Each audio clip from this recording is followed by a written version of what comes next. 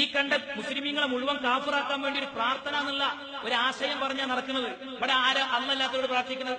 സുന്നി മുശ്രിക്കാന്ന് പറഞ്ഞു. ഈ സദസ്സ് നിറഞ്ഞു നിൽക്കണ ഈ സദസ്സ് വേണമെങ്കിൽ ചൂണ്ടിക്കാണിച്ച് വഹാബികൾ മാറി നിന്ന് നോക്കണമെങ്കിൽ ഞാൻ ചോദിക്കാൻ തരാം, മൊയ്തീൻ ശൈഖ് പടച്ചോനാന്ന വിശ്വാസം നിങ്ങൾക്ക് ഉണ്ടോ? എന്തെങ്കിലും ആരും പറയാത്ത ഉണ്ടോ? ഇല്ലേ? ഉറക്കനെ പറയും, വഹാബി കേൾക്കട്ടെ. കേട്ടില്ല വഹാബി? പിന്നെ എന്തിനാ ഈ വിശ്വാസം ഞങ്ങളോട് പറയുന്നത്? ഞങ്ങൾക്ക് വിശ്വാസമുള്ള മൊയ്തീൻ ശൈഖ് പഠിച്ചോ. ഞാൻ മൊയ്തീൻ ശൈഖ് കാക്കണ എന്ന് പറയുന്ന ഒരാളാണ്. മൊയ്തീൻ ശൈഖ് ഇലാകാന്ന വിശ്വാസം എനിക്കില്ല. മൊയ്തീൻ ശൈഖിന് സ്വന്തമായിട്ട് ഒരു കഴിവുണ്ടെന്ന് ഞാൻ വിശ്വസിച്ചിട്ടില്ല. അങ്ങനെ വിശ്വസിക്കുന്ന ഒരു സുന്നിയില്ല. അതേ സമയത്ത് അള്ളാന്റെ ഔലിയാക്കളിൽപ്പെട്ട ഒരാളാണ് മൊയ്തീൻ ശൈഖ്. ആ മൊയ്തീൻ ശൈഖിന് കറാമത്തുണ്ട്. ആ കറാമത്തിലൂടെ അവര് നമ്മളെ സഹായിക്കാൻ അവർക്ക് കഴിയും. അക്കറാമത്ത് കൊടുത്തത് അള്ളയാണ്. അള്ള കൊടുത്ത സഹായം കൊണ്ട് അവർ ചെയ്യുന്നത്. ഇതിലെന്ത് തെറ്റാനുള്ളത്? ആരത് തെറ്റാന്ന് പറഞ്ഞത്? ലോകത്താദ്യം പറഞ്ഞ ഇബ്നു തൈമിയ്യ. ഇബ്നു തൈമിയ്യ നമ്മുടെ തെളിവ് നിങ്ങൾക്ക് തെളിവാക്കിയാൽ മതി, മാപ്പിളാർക്ക് തെളിവാവൂലത്. തോന്നിയാസം പറഞ്ഞ് മുസ്ലിം സമുദായത്തെ കാഫിറാക്കുക. ഈ കണ്ട ആലിമീങ്ങൾക്കും കഴിഞ്ഞുപോയ പണ്ഡിതന്മാർക്കൊന്നും തിരിയാത്ത. എന്നിട്ട് ഇയാൾ പറയാം ഒക്കെ മുശ്രിക്കീങ്ങളാണ്. എന്നിട്ട് അതുമല്ല രസം, ഈ പ്രസംഗം നടന്നപ്പോ വേറൊരാൾ വന്നു. അന്നത്തെ പരിങ്ങനെ മങ്ങാട്ടച്ചനും കുഞ്ഞായി മുസ്ലിയാർ എന്ന് പറഞ്ഞ മാതിരിയാ മുജാഹിദികൾ. ഇപ്പൊ മുജാഹിദ് എത്ര ഗ്രൂപ്പാന്ന് എനിക്കെന്നെ അറിയില്ല. പല ഗ്രൂപ്പുണ്ട്. ഇപ്പൊ അടുത്തൊരു ബൽബൂരി ഗ്രൂപ്പ് ഉണ്ടായിട്ടുണ്ട്. ഏതോ യോഗത്ത് പോയിട്ട് ബൽബൂരി കച്ചറണ്ടാക്കി. അപ്പോൾ ബൽബൂരി ഗ്രൂപ്പ്, പുതിയ പുതിയ ഗ്രൂപ്പ് ഇങ്ങനെ ഇറങ്ങല്ലേ. പണ്ട് എല്ലാരും കൂടി നമ്മളെ നന്നാക്കാൻ തൗഹീദ് പഠിപ്പിക്കാൻ വന്നോരാ. നല്ല രസാ. അന്നിങ്ങനെ അനസ് മൗലവി അതൊക്കെ പോലും ഒന്നിച്ചടക്കണ കാല. എല്ലാരും കൂടി നമുക്ക് തൗഹീദ് പറഞ്ഞു വരുന്ന കാല. അനസ് വന്നിട്ട് പ്രസംഗിച്ചിട്ട് പറഞ്ഞു, മുജാഹിദ് ബാദ്ഷാന്റെ പ്രസംഗത്തിൽ മുശ്രിക്ക് എന്ന വാക്കന്നല്ല. നിന്റെ അടുത്തുണ്ട് ക്ലിപ്പ് ഇടാൻ സമയമല്ല. മൂപ്പർ അടുത്ത പടായി ഇടാൻ ഞമ്മക്കിന്റെ സമയം. എന്നല്ല ഇപ്പൊ ഞങ്ങൾ ഈ 2 മാസം ക്യാമ്പയിൻ വെച്ച് അയാൾ ആ പ്രസംഗിക്കുന്നു. നിങ്ങൾ കേട്ടോളൂ, ഒച്ച കൂട്ടി നുണ പറയാം. ഇത് വരെ സ്ഥിരം പരിപാടിയാണ്. ബഹളം ഉണ്ടാക്കേണ്ട നുണ പറയുമ്പോ. അപ്പൊ നാട്ടുകാർ വിചാരിച്ചത് സത്യമാണ്. ഞങ്ങൾക്ക് തിരിഞ്ഞ് പച്ചക്കള്ളം. ഇവരെ എപ്പോ ഒച്ച കൂട്ടിയിട്ടുണ്ടോ അപ്പൊ മനസ്സിലാക്കിക്കോളും വിഷയദാരിദ്ര്യാണത്. ഒരു തെളിവ് പോലെ കയ്യിലില്ല. അനസ് പറയുന്നത് കേട്ടോളിയും. ആ പ്രസംഗം ഒന്നുകൂടി ഞാൻ അതിൽ കേൾപ്പിച്ചു തരും. ആ മുശ്രിക്ക് എന്ന് പറഞ്ഞ വാക്കയിൽ ഉണ്ടോ ഇല്ലെന്ന് രണ്ടും ഒന്നിച്ചു കേട്ടോ. നിങ്ങൾ മുജാഹിദ് ബാലുശ്ശേരി പറഞ്ഞു, എന്ത് 5 ലക്ഷം വരുന്ന മുസ്ലിങ്ങൾ മാത്രമേ ഹജ്ജിനവിടെ എത്തുന്നുള്ളൂ, ബാക്കിയുള്ളവരൊക്കെ എന്താണ് മുശ്രിക്കീങ്ങളാണ്. ആ വാചകത്തിൽ തന്നില്ല, വാചകത്തിൽ തന്നില്ല. അത് കേൾപ്പിക്കാൻ കഴിയില്ല. എന്റെ കയ്യിലുണ്ടാ ക്ലിപ്പ്. ഇപ്പൊ ഇടാൻ സമയമില്ല. ചിർക്ക് ചെയ്യുന്നവർ ഹജ്ജ് ചെയ്യുന്നു. ആ മുശ്രിക്കുകളാണ് അവിടെ ഹജ്ജ് ചെയ്യണത്. മുശ്രിക്കീങ്ങളാണ്. ആ വാചകത്തിൽ തന്നില്ല, വാചകത്തിൽ തന്നില്ല. അത് കേൾപ്പിക്കാൻ കഴിയില്ല. ആ മുശ്രിക്കുകളാണ് അവിടെ ഹജ്ജ് ചെയ്യണത്. ആ മുശ്രിക്കുകളാണ് അവിടെ ഹജ്ജ് ചെയ്യണത്. കേട്ടല്ലെങ്കിൽ ഇതാണ് മുജാഹിദ്. ഒരു പ്രസംഗത്തിൽ നുണ പറയുന്നവര് ഖുർആനിൽ നുണ പറയൂല്ലേ എന്ന് ചിന്തിച്ചാൽ മതി. ഇതൊക്കെ ഇപ്പൊ യൂട്യൂബിൽ ആരും സെർച്ച് ചെയ്താൽ കിട്ടുന്ന പ്രസംഗങ്ങളാണ്.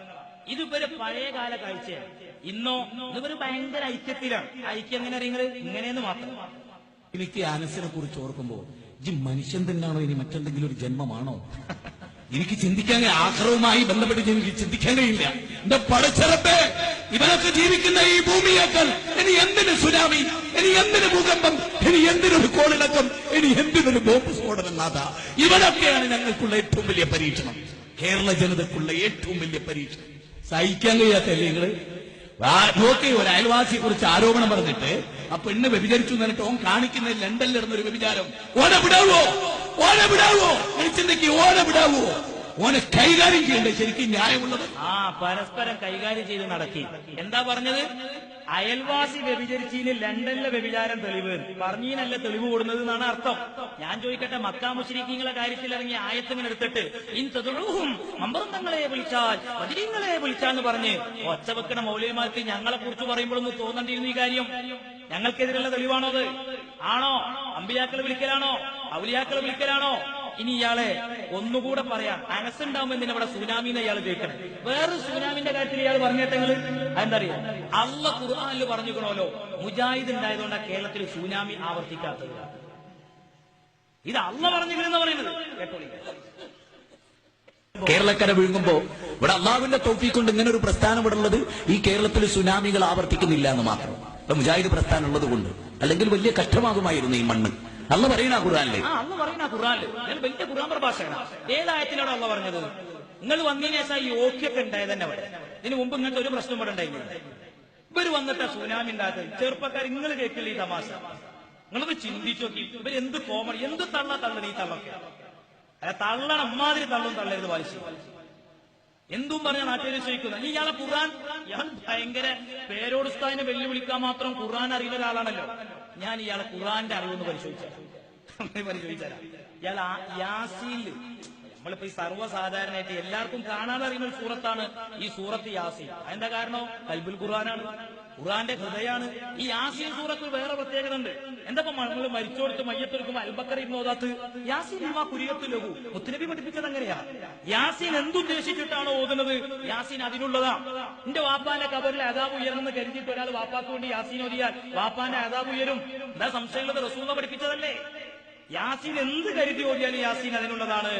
പക്ഷെ യാസീൻ ഉണ്ടോലോ ഇത് മരിച്ചോടുത്ത് ഓതരുത്, ഞാൻ കണ്ടിട്ടില്ല. യാസീനുണ്ട്. ആരാ പറയുന്നത്? ഏറ്റവും അധികം കേരളത്തിൽ ഖുർആൻ പ്രഭാഷണം നടത്തിയ മൗലാന, പേരോടുസ്ഥാന് വെല്ലുവിളിച്ച മഹാൻ. ഏതാണ് ഈ ആയത്ത്? ഞാൻ എന്നിട്ട് അയാൾ തെളിവൊക്കെ പറയുന്നുണ്ട്. ഒരു ക്യാൻസറിന് ഒരാൾ മരുന്ന് കൊടുക്കുക, ഒരു ബോട്ടിൽ മരുന്ന് കൊടുക്കുക. പക്ഷെ ആ ബോട്ടിൽ തന്നെ എന്ത് എഴുതിയിരിക്കണ്? ഇത് ക്യാൻസറിനുള്ളതല്ലാന്ന് എഴുതിയിരിക്കണം.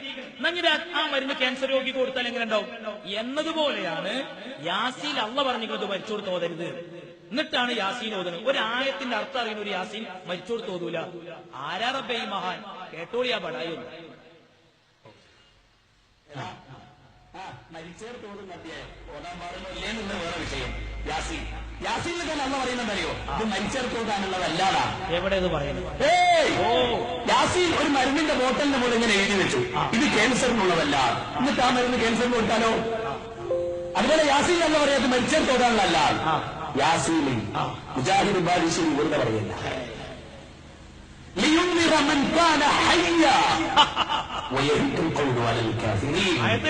അർത്ഥം പറയൂ. ഇത് ജീവിച്ചിരിക്കുന്നവർക്ക് ഓതിക്കൊടുക്കാറുള്ളതാണ്. അതിന്റെ അർത്ഥം അതല്ല.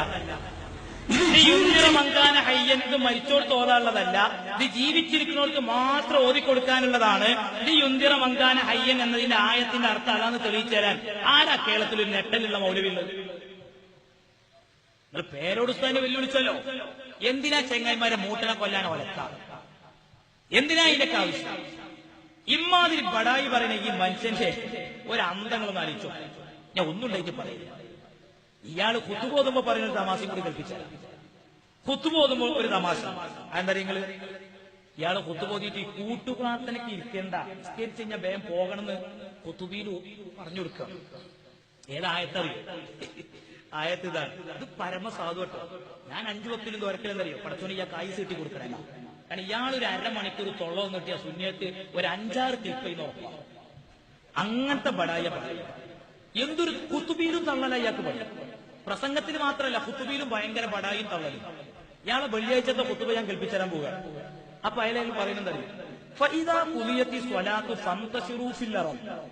എല്ലാവർക്കും അറിയുന്ന ആയത്താ. ഈ ആയത്തിന് ഇയാൾ കൊടുക്കുന്ന അർത്ഥം തന്നെ, നിസ്കാരം കഴിഞ്ഞാൽ പിന്നെ വേഗം പോയിക്കോളാം, അവിടെ ഇരിക്കണ്ട. ഇതാണ് ഈ ആയത്തിന്റെ അർത്ഥം. നിങ്ങൾ ഫുട്ബാത്ത് നിന്ന് വന്നതാണോ? അവിടെ തന്നെ പോയിക്കോളി. ഷട്ടർ താറ്റി പോന്നതാണോ? തുറക്കാൻ വേണ്ടി പോയിക്കോളി എന്ന് അയാള് അവിടെ ഇരിക്കരുത് എന്ന് പറയുന്നത് കേട്ടോളി. ഖുതുബ കഴിഞ്ഞിട്ട് ഖുർആൻ തന്നെ പറയുന്നുണ്ടല്ലോ, നിസ്കാരം കഴിഞ്ഞ് സലാം വിട്ടിയ പിന്നെ പള്ളിയിൽ നിങ്ങൾ ഇരിക്കുക, വേഗം പോയിക്കൊള്ളാം.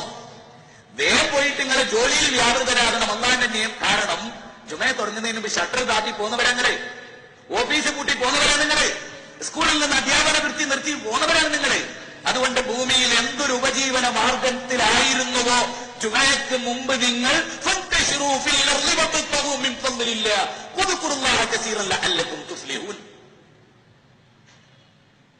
ഏതൊരു നിലയിലായിരുന്നോ ജുമയ്ക്ക് മുമ്പ് നിങ്ങൾ? അരിക്കച്ചവടത്തിലായിരുന്നു, മത്സ്യ മാർക്കറ്റിലായിരുന്നു, സ്വർണ്ണക്കടയിലായിരുന്നു, ജൗളിക്കടയിലായിരുന്നു, ഓഫീസിലായിരുന്നു, സ്കൂളിലായിരുന്നു, ഇങ്ങനെ ഇങ്ങനെ ഇങ്ങനെ ഇങ്ങനെ ഫുട്പാത്തിലായിരുന്നു, ഫുട്പാത്തിലെ കച്ചവടത്തിലായിരുന്നു, ഇങ്ങനെ. അപ്പൊ നിങ്ങൾ ജുമാ നിസ്കാരം കഴിഞ്ഞാൽ പിന്നെ വേഗം പൊയ്ക്കൊള്ളുന്ന. പിന്നെ അതിനകത്ത് ഒരു വയലിറക്കുന്ന ഈ ഖുർആനിക വചനത്തിനെതിരാണ്. ഖുർആനും പഠിക്കില്ല, ജീവിതവും പഠിക്കില്ല, ദീനും പഠിക്കില്ല. എന്റെ മുത്തേ, അതിന്റെ അർത്ഥം അതല്ല. അതിന്റെ അർത്ഥം സ്വലാത്തു സന്തഷറൂഫിൽ അള്ള് എന്ന പിന്നെ അവിടെ നീറ്റ് വേണമെന്ന. ഇയാൾ എവിടുന്ന റബ്ബേ ഖുർആൻ പഠിച്ചത്? എന്തൊരു തള്ളലാ റബ്ബേ ഇയാൾ തള്ളണത്. എന്നാ ഞാൻ ഇതേ കുത്തുബിയിൽ ഇയാളെ അടുത്ത പടായി കൽപ്പിച്ചുതരാം. ഇയാളെന്താ പറയണറിയോ? എല്ലാം കൂടി ഇപ്പൊ എങ്ങനെ കുത്തുബിയിൽ പറയാം? അതിനുള്ള സമയം എനിക്കില്ല. കുത്തുബിയിൽ നിസ്കാരം കഴിഞ്ഞിട്ട് നിങ്ങൾ 5 മണിക്കൂറിന്റെ മുമ്പിൽ ഇരിക്കും. ഞങ്ങൾക്ക് ഈ സമുദായത്തിന്റെ ദുരന്തം എന്താന്ന് പഠിപ്പിച്ചുതരാം. ഓന്തിന്റെ ബുദ്ധി കൂടി ഇല്ലാത്തൊരു സാധനം. കേട്ടോളിങ്ങ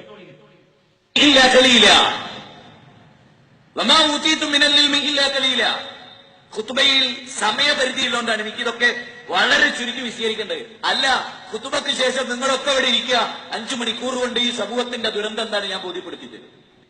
കേട്ടല്ലെങ്കിൽ ഈ 5 മണിക്കൂർ പിന്നെ എങ്ങനെ അവിടെ ഇരിക്കല്? സന്തോഷ റൂഫില്ലാറല്ലേ? ഞാൻ പോട്ടെ അവിടുന്ന്.